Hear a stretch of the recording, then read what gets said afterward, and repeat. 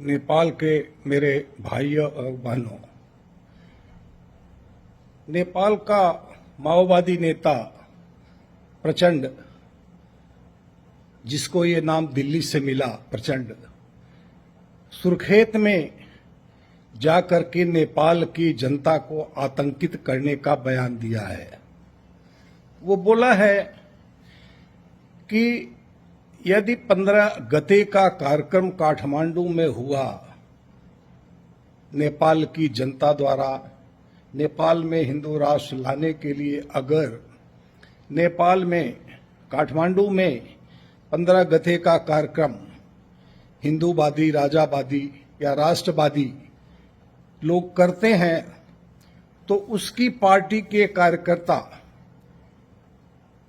नेकपा माओवादी यानी वाईसीएल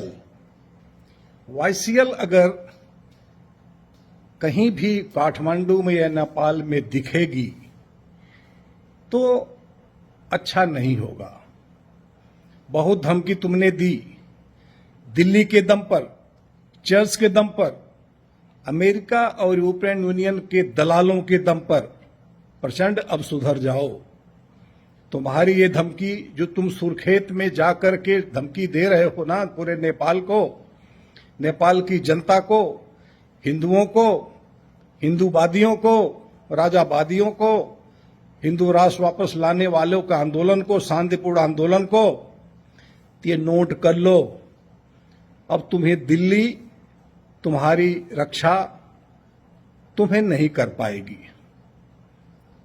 तुम्हें तुम्हारे आका जो अमेरिकी और यूरोपियन यूनियन के दलाल जो दिल्ली में बैठे हैं ना, या बाप्टिस्ट चर्च के लोग जो बैठे हैं ना, हमारे देश में छुप के बैठे हैं, जिसको जो माओवाद यहां भी चलाते हैं हमारे देश में, अगर तुम्हें यह घमंड है कि हमारे देश के अमेरिकी यूरोपियन यूनियन के दलाल और उनकी सेना जो माओवाद के नाम पर हमारे भारत में भी तबाही मचाती है, लेकिन आजकल उसकी हिम्मत नहीं है मोदी सरकार के रहते।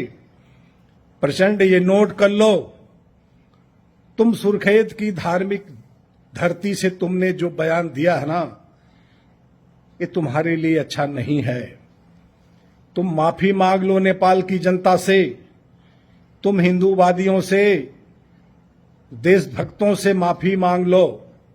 तुम्हारा ये बयान बहुत ही खराब रास्ते पर ले जाएगा तुम्हें, तुम्हारे नेपाल को। ये तुम्हारा ही नेपाल नहीं जो तुम सोचते हो नेपाल तुम्हारा ही है। ये नेपाल आतंकवादियों का नहीं है, वाईसीएल जैसे खूनी लोगों का नहीं है। ये नेपाल की जनता का है। प्रचंड, तुम भी वही हो। तुम नेपाल को नेपाल नहीं समझते हो, तुम्हारी धरती वो नहीं है। तुम तो विदेशी की औलाद हो, तुम भी बाहर से आए हुए पुरखों की औलाद हो। तुम्हें नहीं पता गोरखा क्या होता है। तुम झूठे गोरखा हो ही नहीं।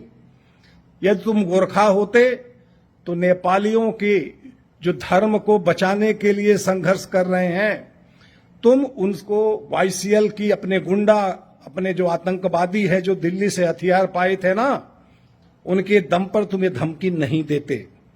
तुम्हारे माओवादी भारत में भी खत्म हो चुके हैं। मैंने तुम्हारी ट्रेनिंग मैंने देखी कहां कहां हुई है। तुम गुंडे मत बनो। अब तुम शराब पी के बाथरूम के कमोड में ही पानी पियो, तुम्हारी वही औकात है। प्रचंड, अब बकवास करना बंद कर दो।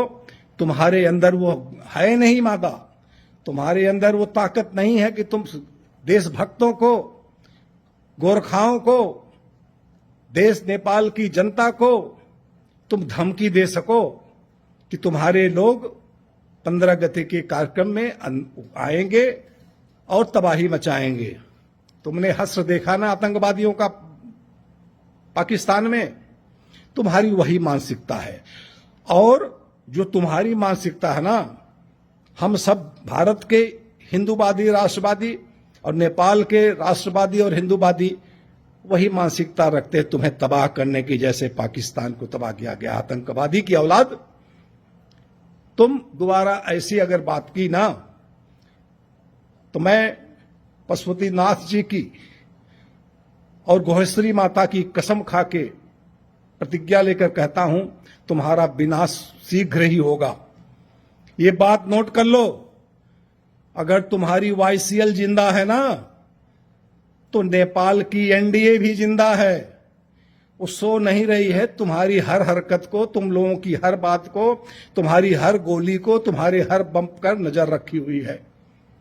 आतंकवादी कहीं के सत्ता में बैठे, सत्ता सुख भोगने वाले, सत्ता को से नेपाल को लूटने वाले आतंकवादियों, तुम्हारी मानसिकता बदली नहीं है। अमेरिकी दलालों ने, यूरोपियन यूनियन के दलालों ने, दिल्ली में बैठे अमेरिकन यूरोपियन के दलालों ने तुमको सत्ता में बिठा दिया। राष्ट्रवादियों को सत्ता से हटाकर तुम्हें सत्ता में बैठा दिया। लेकिन आज वो भी जो तुम्हें बैठाएं वो भी शर्म ले खाते होंगे, उनको भी शर्म आती होगी तुम्हारे इस बयान को सुन के। आतंकवादी कहीं का बेशरम, सुधर जाओ। अगर तुम्हारा आतंकवाद अभी जिंदा है तो तुम्हारे आतंकवाद से लड़ने वाला एनडीए भी आज जिंदा है, जिंदा हो गई है। तुमने जिंदा कर दिया है और तुम्हारी ऊपर निगाह रखे हुए है। ये जान लो। चुपचाप अपने घर में रहो, बोतल पियो, शराब पियो, बाथरूम में गिरो, कमोड में पानी पियो, वहीं सो, और तुम्हारी यही औकात है। और उन लोगों को भी मैं चेतावनी देता हूं जो गोली चलाते हैं, राष्ट्रगान बजने पर मंच पर बम फेंकवाते हैं, उनको भी चेतावनी देता हूं, शांतपूर्ण आंदोलन को चलने दो। उनकी मांग नेपाल को बचाने की है, तुम लोगों के नेपाल बेचने की है ना। राष्ट्रवादियों को नेपाल बचाने के लिए आंदोलन कर रहे हैं, अपने धर्म को बचाने के लिए, अपनी धरा धरती को बचाने के लिए, अपनी समृद्धि के लिए आंदोलन कर रहे हैं। तुम्हारी भी आने वाली पीढ़ी भी समृद्ध होगी तो तुम्हें तो दुख होगा ही, क्योंकि तुम्हारी पीढ़ी तो बाहर जा चुकी है। कोई लंदन में, कोई अमेरिका में, कोई कहीं का आके बस चुका है। तुम्हारे लिए तो कोई चिंता है नहीं। तुम्हें तो नेपाल की जनता की चिंता तो नहीं है ना। तुम तो अपने लिए जीते हो, अपने सुख के लिए, अपनी अय्यासी के लिए अपने लिए जीते हो। इसलिए प्रचंड दिल्ली से बनाया हुआ एक आतंकवादी, अपनी इस मंशा को बंद मिटा दो। अब आतंकवाद का नाम दोबारा मत लेना।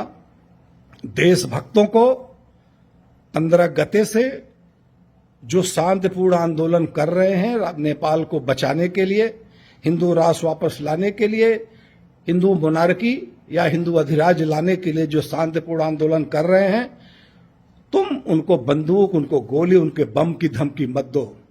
तुम्हारा वाईसीएल को एनडीए चुपचाप देख रही है। अब तुम्हें दिल्ली से कोई सहायता नहीं मिलने वाली है।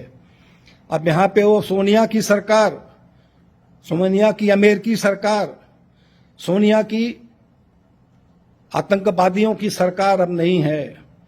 यहां पे मोदी और योगी की सरकार है, ध्यान रखना। तुम पुष्यमित्र शुंग की औलाद हो। पुष्यमित्र शुंग से लड़ने के लिए वहां बौद्ध भगवान बुद्ध की औलादें बैठी हैं, भगवान पशुपतिनाथ जी की औलादें बैठी हैं, माता सीता की औलादें बैठी हैं।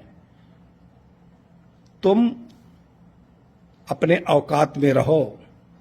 वहां नाथ संप्रदाय का त्रिशूल भी है। तुम अपनी औकात में रह के बात करो और धमकियां मत दो।